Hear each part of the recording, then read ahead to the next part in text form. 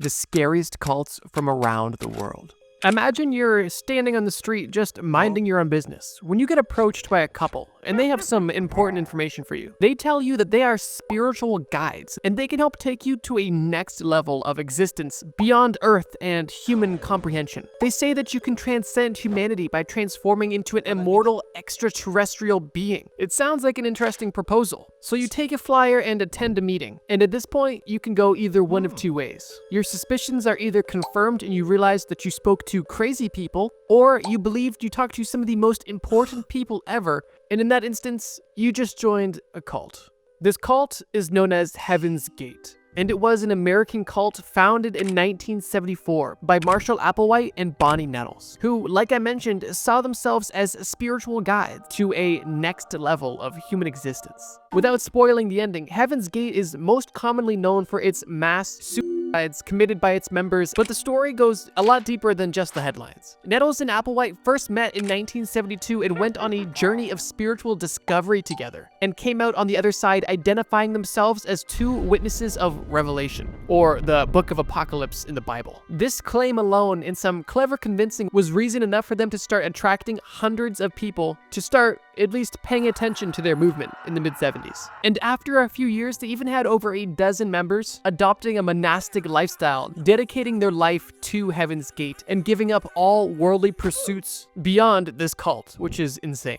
This cult is commonly recognized as a UFO religion, primarily because the central belief of this group was that the followers could transform themselves into immortal extraterrestrial beings by rejecting their human nature. By rejecting this human nature, they would, by default, ascend to heaven, or what they would refer to as the next level. This cult primarily grew by Applewhite and Nettles trying to contact other extraterrestrials, aka like-minded people, aka other crazy people. They took out ads and flyers to promote meetings where they would recruit disciples that they called the crew. At these events, they would purport to represent beings from another planet who were looking for patients for an experiment. That alone is already creepy. They got straight to the crazy even on sign up. There was no easing into it, it seemed. They mentioned, though, that those who agreed to take part in their experiment would be brought to a higher evolutionary level. An interesting proposal, potentially, but still, red flags are everywhere. In 1975, Applewhite and Nettles preached at a motel hall in Oregon, and following that session, over 20 people sold all of their worldly possessions and essentially disappeared off the face of the planet, not being seen by family, friends, or even the general public at all. These people didn't just disappear, but they had become a part of Heaven's Gate, which at this point had already began going underground. Applewhite and Nettles changed their name to Doe and T, and they had led nearly 100 people across the country to ditch their families and join Heaven's Gate. The lore that they came up with is deep, and it's a really weird twist on a lot of existing religious texts and theories about history. But one of the more interesting claims they made is that they believe that Jesus himself was an alien, which is an interesting take for sure. But what's more interesting is what happened in October of 1996. The group rented a large house that they called the Monastery, which was a 10,000 square foot mansion in California. At the time, they were paying $7,000 per month in rent, cash, and they even took out alien abduction insurance on each of their members, with a $1 million payout per person. Which, who the hell is selling alien abduction insurance? But that's a side point. That's a video about insurance scams, not cults. Now, this house isn't the interesting event, but it's the precursor to what really put this cult on the map. Nearly 1 year into renting the monastery, Applewhite taped a video of himself entitled Doe's Final Exit, where he spoke on mass death and how it was the only way to evacuate this earth. He was convinced that the comet Hale-Bopp was the sign that the group had been looking for, and speculated that there was a UFO following this comet. And because of this, Applewhite and 38 of his followers prepared a ritual death. This death lined up exactly with when the comet was closest to the earth, so that their souls could reach the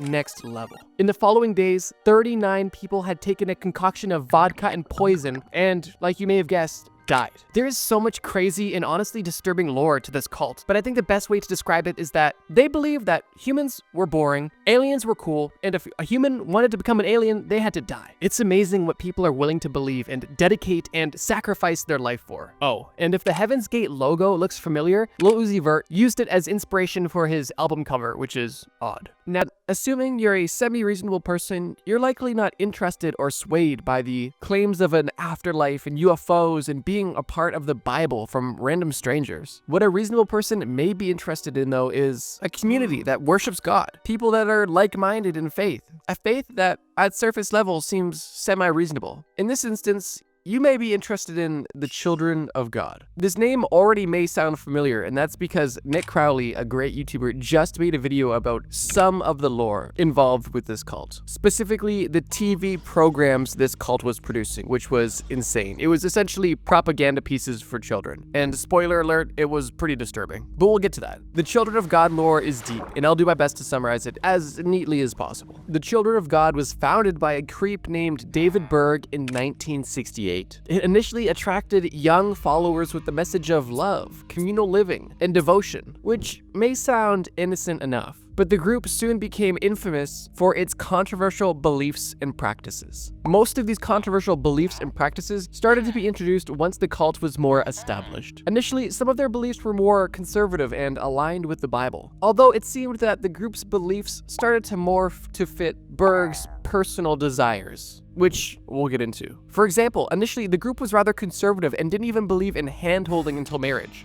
But once Berg had an affair with his assistant, he then started spreading messages of polygamy, which turned into what he called sharing, which we'll get into, and that gets a lot darker. Before we get too into the weeds, let's give some context. This group was founded with a core focus on an apocalyptic prophecy, where Berg was claiming that the world was set to end in 1993. And the purpose of this group was to promote love and devotion to God so that they could be saved during this apocalypse. They spread their messages through song and dedicated as much time as possible to praising God before the end times. Child members of this group were not even educated because they saw it as a waste of time because the world was ending soon anyway. So all of the children and adults in this group were simply sitting, hanging out, singing songs, waiting for the end of the world, which to me doesn't sound like a great time. But that's just me. Floor Edwards, a previous member of the Children of God, said this about the cult's mindset at the time. Quote, "For many, it was euphoric thinking about the afterlife. We earned that spot in heaven. We were the chosen ones." That's definitely a take on it. Interestingly, Berg wasn't seen very often by most of the cult members, as at its peak, the group had over 10,000 members worldwide. Although he was in consistent communication with all of his followers through what he called Mo letters,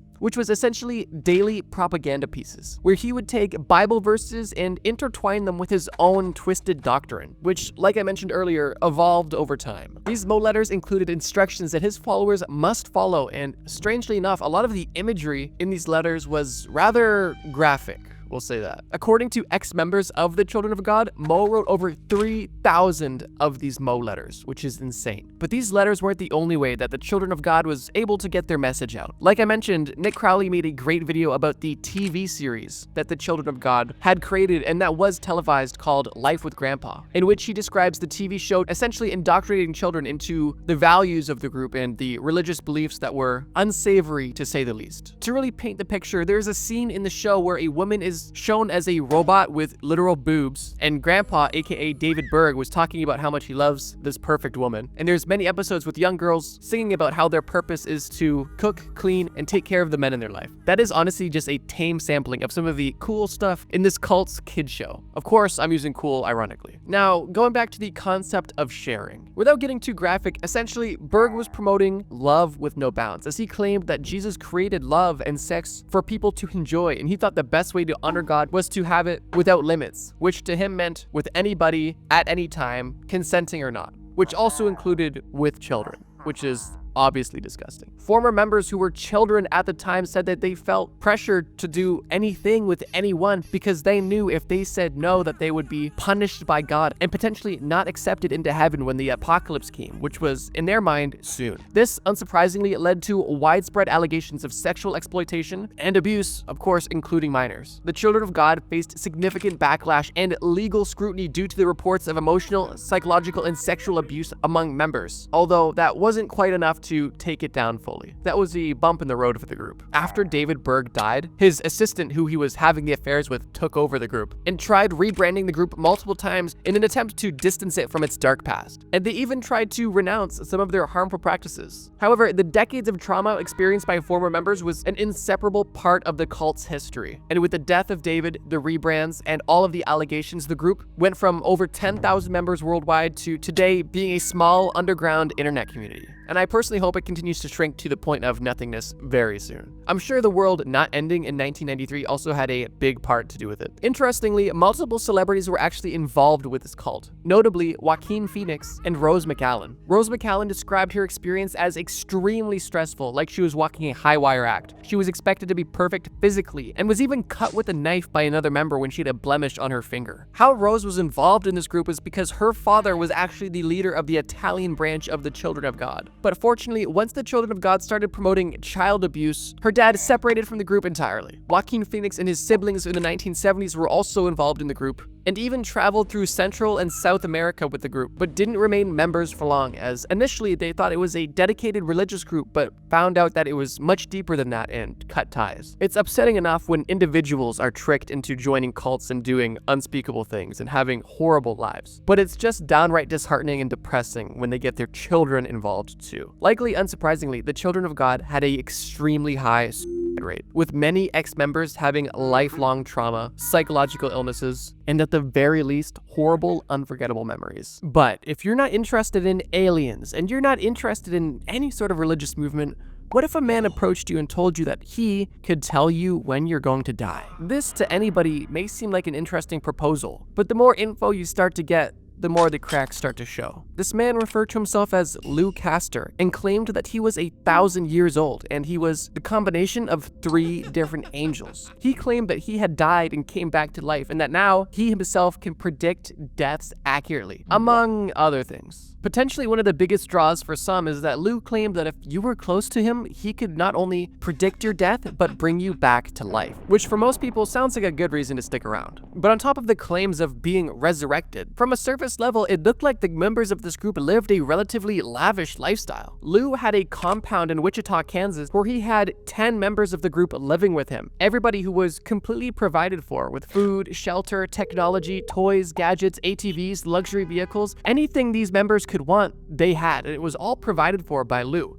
But interestingly enough, nobody knew what Lou did for work. He said he had stocks and bonds and a cattle ranch down in Texas, but nobody could directly pinpoint his wealth, and it didn't seem like anybody was extremely concerned because they were directly benefiting from it, although it definitely came with a price. Having a 10-person commune with luxury vehicles in Wichita, Kansas, definitely drew attention. But for this cult, that wasn't an issue. And Lou was an active participant in the community. He would donate to the police, have community-wide barbecues in his backyard, and even had an ATV track on his 10-acre property where anybody could come and enjoy the track. This sense of community definitely allowed people to feel a little bit more comfortable, and I think people assumed that if he had something to hide, he wouldn't be so flashy, which may seem reasonable, but you could also say this is more or less of a John Wayne Gacy approach. But here's the thing. Behind closed doors, unspeakable things were happening, and although on the surface it seemed like an outgoing, luxury lifestyle of cool people just having fun, it was really anything but that once you got to the core of the group. When Angel's Landing went from Texas to Wichita, Kansas, they actually gained 3 new members: Lou's real estate agent and 2 young daughters. This real estate agent sold Lou the property, and upon meeting him, she felt very compelled to not only be close to him, but protect him. And he shortly after confessed to her that he was an angel. Because of this information, this real estate agent uprooted herself and her 2 young daughters from Missouri to Wichita, Kansas to join the commune, leaving her husband and her children's father behind. I'm assuming you can guess where this is going, and it ended up with Lou assaulting and abusing both of these young girls. But not only that, combining it with mental manipulation to make them feel like it was almost normal, which it obviously wasn't at all. In 2003, the story got a lot more publicized, as one of the members living in the commune had passed away. This member had seemingly fallen, hit their head, and then fell into the pool, which caused them to drown and die, which obviously got a lot of attention but wasn't necessarily considered suspicious, at least not legally. The death aligned with most accidental drowning deaths and was not considered for having any foul play, although that didn't mean that there wasn't any questions stirring about this commune within the community. At this time, unbeknownst to Lou and the rest of the commune, the police were actually closely monitoring the commune, but not for the reasons you may have thought. they were being monitored by the narcotics department because Lou had unexplained wealth, and their assumption was that there was an illegal drug operation or something along those lines funding this 10-acre ranch with seemingly unlimited money. And with the news breaking of this death on the property, some members in the community had their own questions as well. This member that they lost was considered to be the mother of the group, and she was Lou's right-hand woman. And it was a tragic loss within the group and outside of the group, as she was somebody that people looked up to and at least had a positive relationship with publicly. Following the death of the member who passed away in the pool, the other members of the group were waiting for Lou to bring her back, as he claimed that this was a ability of his. And after some time passed, Lou changed his story and claimed that he doesn't want to bring Patricia back. Lou claimed that where Patricia is now is much better than where we are, and that our goal is to meet her where she's at and not to bring her back here. And I suppose that was a satisfactory response to some of the members. And although the death was ruled as accidental, the FBI was interested, to say the least. They began looking into a Lou Castro and realized that there is no record of this person existing. No documents, no birth certificate, no driver's license. They were dealing with a ghost, until they found one piece of information referencing the name. This was an obituary for a woman he used to live with in a previous smaller commune. This woman had passed away with her new boyfriend and daughter during a leisure flight, and unfortunately, shortly after takeoff, this entire group passed away. It's an interesting side note, but Lou was previously a plane mechanic. That, again, was ruled as an accidental death. But the coincidences are starting to kind of fall apart here. 3 years after the death of the woman in the pool, her husband, another member of Angel's Landing, was killed as well. He was working on his car and laying underneath a vehicle when his jack failed, crushing and killing him. The unfortunate and tragic death of this second member of Angel's Landing was a pivotal moment in discovering the truth. Like I mentioned, the Angel's Landing group was already under investigation secretly by the FBI and local authorities. But once 2 accidental deaths took place within 3 years, they cranked up their search and began looking at alternative means of information. And one thing they found that cracked this case wide open was the insurance payouts on these group members. Both Patricia, the woman who died in the pool, and her husband, who died under the car years later, had large life insurance policies, both of which specifically paying out to the Angel's Landing group, which was 100% controlled by Lou Castro. Each of these policies paid out over $1.2 million. And suddenly, things are starting to make a lot of sense. Somebody who's able to predict deaths and then have them magically happen, somebody who has accidental deaths magically follow him around, and somebody who has an unexplainable amount of wealth, but no source of income. All now starts to make a lot more sense when you realize that there may be some foul play going on here. But in case that's not enough to make you convinced that there was something really strange going on in this cult, 2 years after the husband of the initial woman who died passed away, there was a third death within the group. It was the death of the real estate agent who moved into the commune to protect him. This same woman that had 2 young daughters in the group. Lou got her 2 young daughters together and told them that it was her mother's time and that she was going to die shortly. Obviously, they were extremely upset and didn't want to believe it, and they told their mom. And their mom didn't seem too fazed and reassured them that she wasn't going anywhere and that she was going to be fine. But unfortunately, 2 days later, she passed away in a horrible car accident. And at that point, detectives were no longer allowing this to go on anymore. Once again, a life insurance payout was due to hit Lou's account any day. And coincidentally, the previous balance was getting pretty low from the last payout. It's almost like this was how he was funding his lifestyle. At this point, detectives were just going to his property and had a unique plan to collect fingerprints to try to get more information. They knocked on Lou's door and they told him that they were looking for information on local criminals and had pictures of criminals that they wanted him to potentially identify. The detectives entered his home and were starting to show him pictures, hoping to get fingerprints on the photographs, but they noticed that Lou was only grabbing these photos with his fingernails, meaning that he knew what was going on and that they were not going to get any fingerprints. Eventually, they were able to get him on charges of bank fraud, but realized that they needed to get him on these murders if they wanted him to serve any substantial time. And at this point, the stars almost aligned, because the eldest of the 2 young girls who were a part of this group at this point was an adult, and had met a man who shortly became her boyfriend. Not long into dating, they had a moment and she opened up to him about everything. And that night when she went to bed, he went to the FBI website and informed them about everything that was going on in this strange cult in Wichita. Surprisingly, they were quick to respond, collected her statement, and began a full-blown investigation on all of these claims. At this point, they were able to speak to the younger daughter as well, where they were able to collect all the information they needed to put this man away for a serious amount of time. During this Lou person's trial, it was revealed that his name isn't Lou at all, and that was only one of his many aliases, and that his name is Daniel Perez, and he has an extensive history of sexual sexual abuse, and much more. And the result of this trial happened in 2015, when Daniel Perez, aka Lou Castro, was sentenced with 80 years in prison. Unfortunately, all of the deaths involving Angel's Landing were still ruled accidental, but they did have a strong enough case through all of the other crimes to put him away for the rest of his life. Okay, I know this is a cult video and not a true crime video, but for Angel's Landing specifically, the beliefs were rather simple. And it wasn't even super religious, honestly. This mysterious, wealthy man just claimed that he was an angel and could predict deaths and save people near him if they did die. And he also required intimacy with children to maintain his powers. Although, in reality, he was just a pedophile who was killing his own cult members for insurance payouts to fund his lifestyle. So the religious beliefs are simple, but the lore of the actual story is insane. And I thought you guys would appreciate this twisted story. I know we focused on a lot of mind-bending, twisted, pseudo-religious, disgusting beliefs, so I wanted to kind of focus on the reality of the life in these cults in this story. But the more research I did, the more invested I got in this story. And, well, here we go. Before we get into the last cult of this video, I just want to say that it is the unfortunate reality that there is so many crazy and scary cults that have existed and still exist to this day. And although I hand-selected a few for this first video, I do have a sizable number of other cults I do want to discuss, although I didn't want to make this video extremely long in case it wasn't something you guys were interested in, because I haven't really discussed cults on the channel before. So if you guys are interested about more scary and truly disturbing cults, let me know in the comments or leave this video a like. This sort of engagement helps me understand what videos you guys actually want to see. But with that, let's get into our final cult, of this video at least. Let's say that you have absolutely no interest in any sort of religious group at all. Let's just say that you're interested in history, and let's say that maybe you found a particular interest with the Knights Templar, the Catholic military group tasked with protecting the Holy Grail. Perhaps that's an area of interest for you. Well, what if you were approached by some individuals who claimed to be the descendants of that military group and claimed to hold their ideals and then some? You may be interested in hearing them out. And what if these people claimed to you that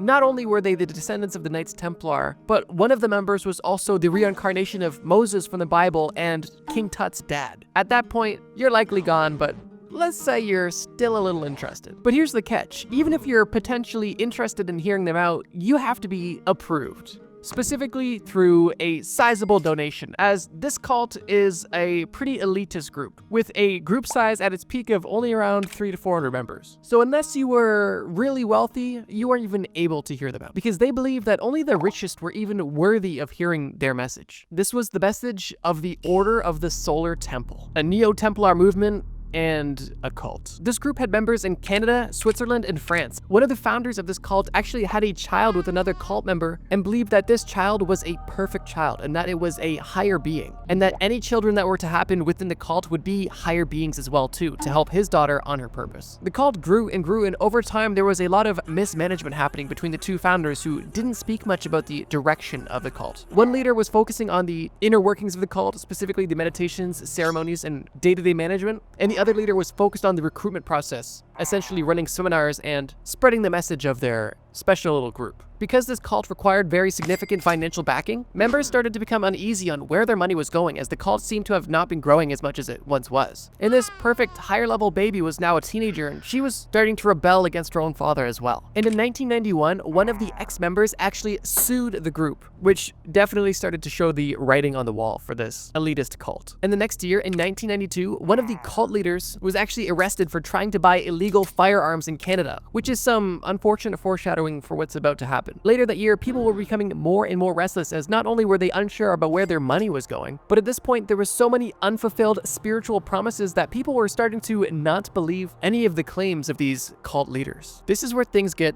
dark. As the cult was beginning to crumble and they were losing members and backing, they felt that they needed to figure out something quick, and they decided that they needed to have a transition within their movement. This was a transition to another world. At this point, they began to prepare themselves and certain high-ranking people within the Solar Temple that they believed would be highly favored in this new world, aka people that they probably thought they could manipulate. While they were prepping their members about how to transition into this new world, they were also planning how they would get revenge for those who they felt betrayed them, aka people who saw through the lies and left. The spree of this cult's revenge, starting with highly ranking cult members showing up at the door of previous cult members and stabbing their 5-month-old baby in the heart, as the leader of the Solar Temple claimed that this baby was the Antichrist, when in reality, the parents of this baby, who were also murdered in this horrific event, were simply people who didn't listen to the Solar Temple's demands, which were that they didn't get married and didn't have this baby because it wasn't what the higher beings wanted. It was essentially a power struggle that these former members were no longer interested in playing into. After this horrific murder, there was other instances of strange murder suicides until one of the most insane events associated with this cult happened. On the 5th of October in 1994, 23 people were found dead in a burning chalet in Switzerland. Their bodies were arranged in a circle, and they were all wearing ceremonial robes. After this mass death event, which was more murder than suicide, as most of the participants in this group didn't realize that they were going to be killed and left in a building that would be set on fire. Regardless, in total, 74 people died over the course of the multiple murders and mass murder suicides that happened because of the order of the Solar Temple. And it's not even known how many of these deaths were suicides and how many of these deaths were murders. Because the founders of this cult were killed in these rituals and any of the remaining members went into hiding, the authorities were stumped at what to do because there was nobody to charge and not much that they could do, as most of the participants were gone as well. The result was an extremely strengthened anti-cult movement in Europe, specifically in Francophone Europe. As this event was extremely publicized, the word was finally out about the danger that can be caused by cults. I suppose the one true silver lining about cults is the fact that they always seem to be self-imploding, although even a few moments of existence for the cults that I mentioned today are longer than they should have ever existed. None of these people needed to be hurt, psychologically damaged, abused, assaulted, or killed. And if anything, I hope this video shines a small light on the terrifying world of cults, manipulation, and abuse that's possible. If you enjoyed this video about the scariest cults from around the world, feel free to check out this video about the scariest drugs you've never heard of. We actually have a full 4-part series on this topic, and it's really interesting. Thank you guys so much for watching, and as always, trust me, bro.